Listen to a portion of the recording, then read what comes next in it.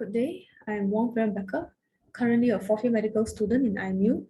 I'd like to present the case report on COVID-19 psychosis and mania in a Malaysian hospital. So as we all know, COVID-19 started off as a pneumonia outbreak in China, which then spread globally. And it can come in a range of symptoms, most commonly fever, dry cough, and fatigue. However, it can even encompass psychosis. So here I would like to introduce to you Mr. K. He's a 54-year-old male, currently married and employed, with underlying hypertension, dyslipidemia, and gout.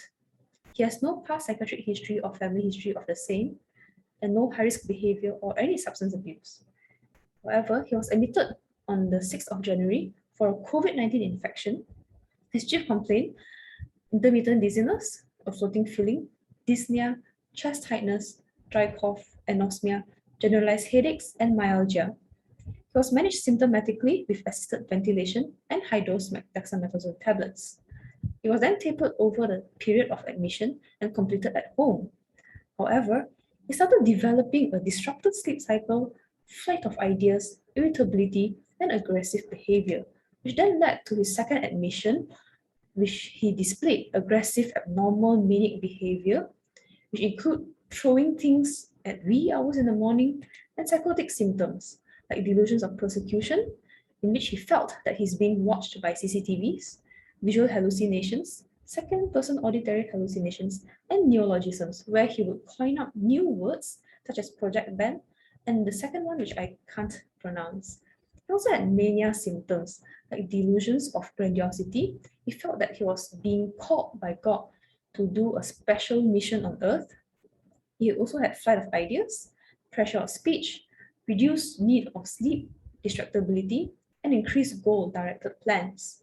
He also had hyper-religiosity, where when I first met him, he had 3 Al-Qurans surrounding him, and he would take as many opportunities as he can to pray, even during the interview. For his mental state examination, he was rather a well-groomed, verbose middle-aged man, quick to build rapport, and displayed old familiarity with me. He was restless, easily distracted, and uncooperative at the same time. Other than the first 3, he had clang of associations, tangential, and circumstantial speech. He laughed inappropriately, but his mood was congruent with his affect, despite being labile. He's not suicidal, and his remote memory was intact. He was oriented to time, place, and person with good judgment, but his recent memory and insight were poor. For his physical examination, everything was normal except there were reduced air entry bilaterally upon auscultation and no neck stiffness, which rules out meningitis. And here's a picture of a post-COVID-19 patient with left lower zone haziness, which is very similar to Mr. K's chest X-ray, and his ECG had a T inversion in lab 3, which could most likely be due to his long-standing hypertension. Moreover, he had an MRI of the brain, which showed bifrontal lobe and lacuna infarct. For his lumbar puncture, it was all normal and negative for any viral meningitis. Therefore, he was given the diagnosis of bipolar mood disorder in manic phase with psychosis, secondary to a general medical condition. So he was admitted on the 2nd of March for observation in the ward, where he was given antibiotics, antivirals, and antipsychotics, in which, surprisingly, he recovered very fast and well within 1 week. So, all in all, we believe that Mr. K is the first patient to have psychosis and mania after a COVID-19 infection in Malaysia. But internationally, he's not. As we can see, UK and US has case series and case report dating all the way back to 2020 October, in which I want to draw your attention to the age range where there's a discrepancy between the young and the old.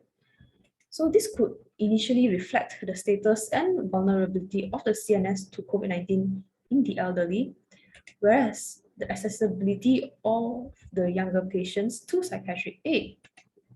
And next, for the pathogenic biomechanisms currently for COVID-19 could most likely be the direct neuronal viral infection, post-infectious neuronal autoimmunity, vasculopathies, where when one is being infected, he or she would be in a hypercoagulable state, and a systemic effect of a critical illness.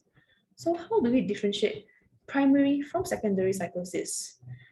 Well, we can look at the length of the episode, which is less than 1 week, or even a quick recovery upon administration of a low-dose antipsychotic, which is clearly reflected in Mr. K's case. Moreover, there are cases where patients present with religious or spiritual delusions and hallucinatory contents, and their investigations are all normal. These patients are also COVID negative, which it could most likely stem from the intense stress of the lockdown and even the fear of getting a COVID-19 infection. Moreover, there are patients who even have new recent onset anxiety, agitation, paranoia, disorganized thinking, which were written in a case report.